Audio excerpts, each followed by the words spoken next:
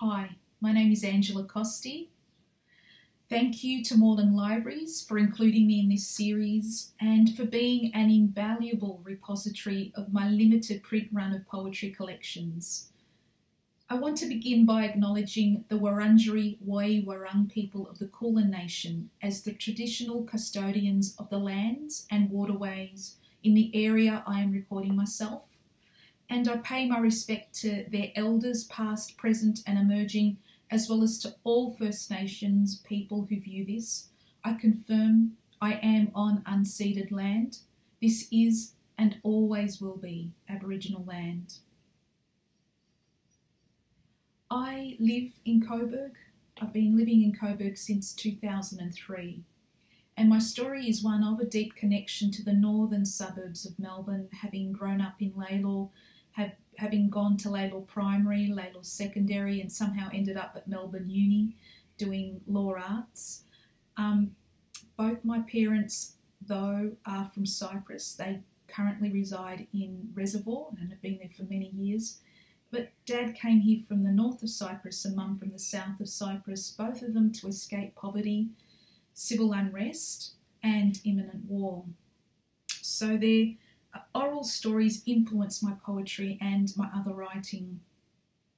I think it's challenging for a poet to describe their own style or to review their own poetry, as for me it relies so much on the unconscious and subconscious, and I see it as an arts practice, which means that self-analysis is only one interpretation. Personally, I am thrilled when readers see something in my poetry that I would not have considered. Having said this, one way of viewing my writing is that it can be likened to creatively documenting the stories, memories, dreams, and myths associated with my heritage and upbringing. Another way of understanding the breadth of my work, from the very first poem which was published in 1994 to the most recent poem which was published in October 2020, this month, is that my poetry explores and interrogates intercultural, multicultural and cross-cultural existence with a particular interest in intersectionality, that is, those multiple identities, barriers, challenges and characteristics comprising ourselves. Also, what has been said about my poetic lens is that it is drawn to urban existence, highlighting those moments of connection among routine and struggle. I'd like to take you on a journey through my poetry collections and to read some poems that will give you an insight into my process and into my preoccupation. So let's begin with my first poetry collection, Dinted Halos. This was run and established by Myron Lysenko and Dr. Kevin Brophy, esteemed poets, and also I was assigned an excellent poetry editor, Lynn Boughton, who was the poetry editor for Going Down Swinging for many years, which is an established poetry journal. From Dinted Halos, I'm going to read Grey Sundays and Unanswered Prayers. This was inspired by a classic Greek song and my father's life. And I'll begin it by singing a refrain just to create a bit of atmosphere. Συνεφιασμένη Κυριακή, μοιάζεις με την καρδιά μου. It took one song, the song of grey Sundays and unanswered prayers, a bottle of whiskey and 2 shots of gumandaria, sweeter than whiskey, but the deeper diver, a plate of olives and bread, half a packet of Garelia and the mere smell of weed. The loss of a half-week's pay on a poker game with greedy brother-in-laws. The loss of wife's respect when she searched pockets the next day. He moved in trance from corner table to the middle of the room. Cigarette lay limp in his mouth, a forgotten friend. found himself in the sacred space, where every table and chair parted and the smoke couldn't penetrate, nor the eyes or mouths of the watchers. He closed his eyes anyway, became awash in music and lyrics, grey Sundays and unanswered prayers. He knew the ritual of Zembekigo better than a priest knew the liturgy, hands raised just above the head like they were nailed in mid-air. But those hands were fighting against life, not death. Two fingers clicked, the steady rhythm of wave against a rock. An arm swung loose like a broken mast, then up, erect again, a crazed battle over gravity. To untrained eyes he might have seemed drunk and disorderly, a dance of madness for sailors on a sinking ship. But the stumbles forward were timed precision, each hop, step and whack from hand to foot, a chaotic sequence of storytelling. He is the eldest son, with mortgage 1 to father and mortgage 2 to bank, and the wife's 10 years younger. She's into the Beatles and the truth. Money is made scaling and slicing frozen fish. The knife often plays funny tricks, pretends to carve into sea flesh but finds human. And the doctor throws him morphine when he's stitching back the skin, but won't give him any extra for those slow nights when the pain's sunk in and he wakes up to grey Sundays and unanswered prayers. Prayers for the Wicked was my second poetry collection, which was a CD. It is a CD and a booklet, and published by the wonderful Peter Davies of Floodtide Audio and Sunshine Text. My third poetry collection is Honey and Salt. This was published by Five Islands Press in 2007, and this was run by Ron Pretty at the time, and he's an esteemed poet with books on the craft of poetry writing that are well read far and wide. From this collection I'll read one poem, and this poem came into existence when I was reading about very young female suicide bombers. A female suicide bomber entered a Nigerian college and blew herself up, killing and critically wounding youths. On the same day, authorities arrested a 10-year-old girl with explosives strapped to her chest. And at this similar time, I found a connection with their desperate, despairing, destructive situation and my situation of internal bombs. At a young age, I was diagnosed with multiple schwannomatosis, which is a series of tumours growing on nerve endings within my body. So this is shrapnel.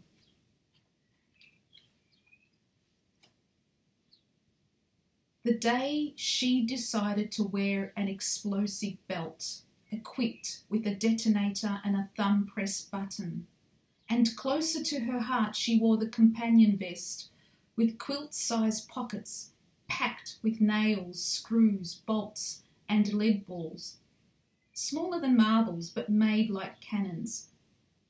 It was the day I was given the results of my scans and shown my body as a border of bone and organ where the fields were infiltrated with cluster bombs. They spied at least 11 designed to break the nerves. This was the day she walked the streets of her world with reverence for trees, houses, shadows, and the day I walked the streets of my suburb with reverence for trees, houses, shadows, and as in a dream we passed each other, she as my stranger, me as hers, each of us bathing the other with a familiar salute.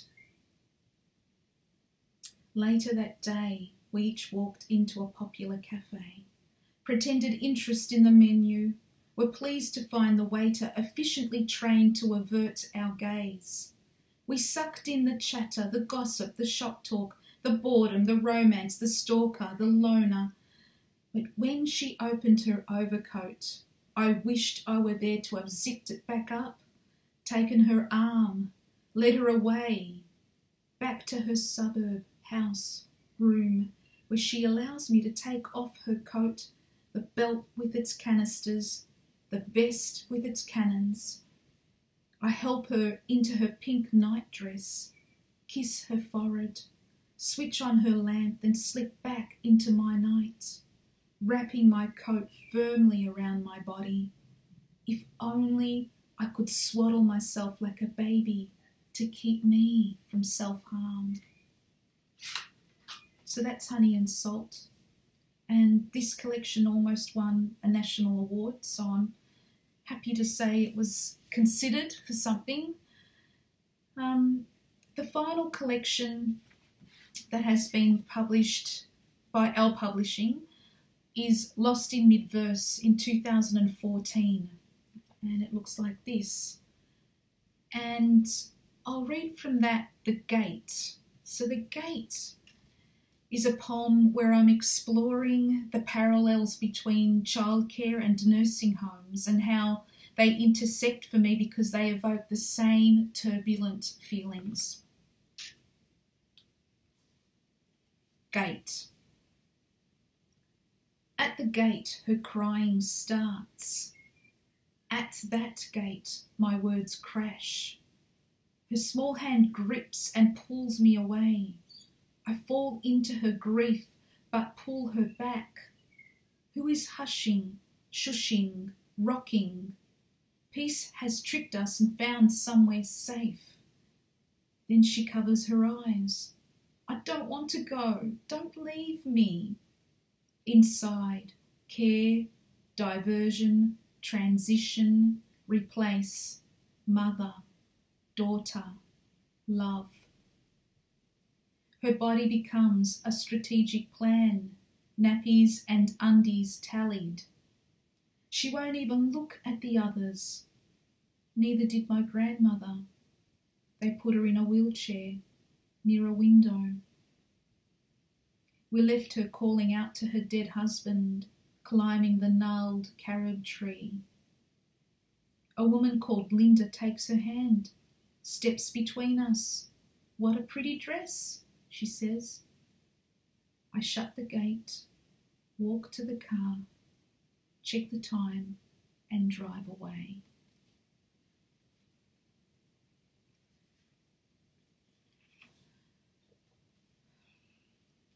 I have completed a full-length poetry manuscript titled An Embroidery of Old Maps and New, which is sitting with a wonderful publisher and due to be released next year, fingers crossed if all goes well.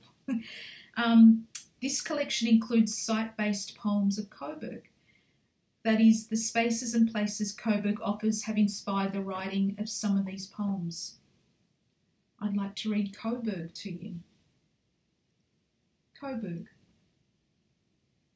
The laneways are made of your lashes and muscle. I know because I have walked the length of your torso.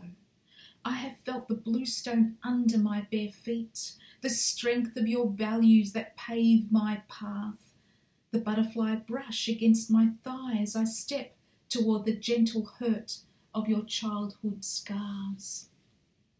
You have entered my heart through my craving for your delicate drizzle, slow, soothed kneading. As you turn a street of falafel, pita, za'atar, manouche into our wedding aisle, with the music of true north, lifting me to share your thirst for the local brew, falling head first into you, my reticent urban lake.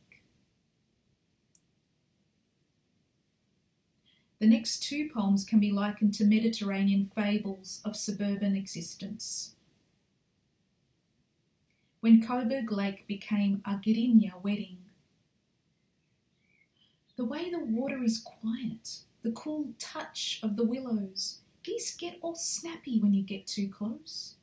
Leaves cling to the branches as the wind hums the song of the fisherman's son, who once travelled the oceans to stand 40 years later, hand in hand with his love, as she sees the harbour and his father's trawler arrive with a catch for their wedding feast. She feeds the ducks the song of summer's light, toasts their hunger with halloumi bita salada. He sails his handkerchief, the one stitched by his mother with the Greek letter kappa, Across their heads it ripples like a flag of surrender, settles and frames them as nostalgia and memory, married till death. You will find them swaying by the edge of the lake. The next poem began with an image of my grandmother when she was in her mid-40s in her Australian backyard, and it weaves in the story of the tree in Buffos, Cyprus, where a handkerchief is tied to its branch with a personal wish to a saint or god and a hope that the wish will be granted. I visited this tree when I travelled to Cyprus in 1995, that's how long ago, and this tradition of tying the handkerchief continued back then, so I know that it is a well and truly an established tradition in Cyprus. When the hill's hoist became the wishing tree. With a peg in her mouth, Marula walks the circumference of the clothes tree, looks at each pillowcase, sheet, tablecloth, Taki's singlet, reminders of the white handkerchiefs tied to the wishing tree at Buffos. When she was 8, she tried to reach the branch with her hanky. There was no one there to hold her up. She didn't whisper her secret dream to the tree that day, and the next morning she left, stuffing her flag of surrender into her suitcase. Taki's out for the day. She's alone, with her waving white promises. She touches them one by one. The pillowcase, sheet, tablecloth, his singlet. She reaches and holds onto the bar, swings herself into the wind, at peace with spent wishes and dreams. She is a flying stream of coral, rose and black. She is laughter spilling itself into the sun. She is the fragile wires of affection she has come to know as home.